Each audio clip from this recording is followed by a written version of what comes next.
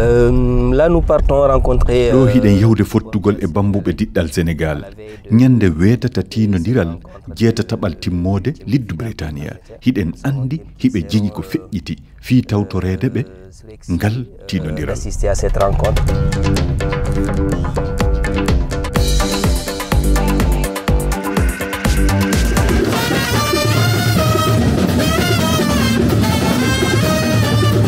Donc là, nous sommes arrivés apparemment. Ɗo en hewti ko ɗo bambuɓe Sénégal naɓe ɓurɓe ɗuɗude ɓen hoɗina on naniki sanfiji ndaaro ndon meɗen jogii jokkodiraɓe wattidayɓe men e bambuɓe worɓe e rewɓe ko ɗum falanomi heɓugol rewɓe fii heɓugol haaloɓe jilluɓe worɓe e rewɓe.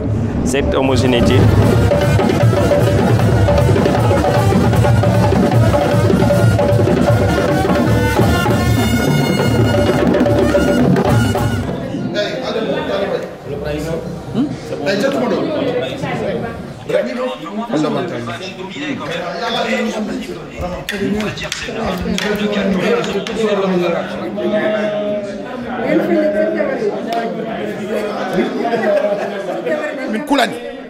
min kulani parce que compétition bano hono mondial ni kala wuro garda ton yidu ko gagnade kubo te vraiment so tawi ada yidi gagnade kubo a fotani hulde hay goto kala mo kawɗa tan cikata ko an wawi joni noon kala commune mbawi so Allah jaaɓi inchallah par ce que minen amin jogui yimɓe jeenayo goni ko Angleterre kañum e yimɓe Angleterre ɓe mamin kawrata ɓe janggo ɓe ko minen kamɓe gondi e terrain goto donc on couleur ala hen ha final inchallah ha final Sénégal batat Angleterre batat France jusqu'à final inchallah. Ini zana tilamia. Mina wadi confiance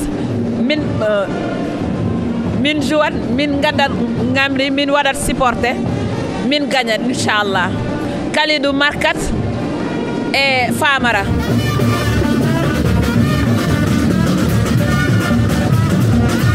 On a fait les interviews min waɗima ko dangal e pular fulfulde tawi hiɓe weltori yewtugol e ɗemgal maɓɓe ko weltare mawde wonani ɓe andugol wonde hino woodi radio windere yankojo haalowo e ɗemgal maɓɓe arowo waɗa jantoje e maɓɓe ɗum weltiniɓe sanne. Ça les a vraiment Et c'est le coup d'envoi qui est donné à l'instant. Olivier avec le capitaine Kalidou Koulibaly, le ballon dans les pieds sénégalais, Abdou Diallo. C'est terminé Olivier, l'aventure du Sénégal à cette Coupe du Monde. 3 buts dans la musette, ça fait beaucoup.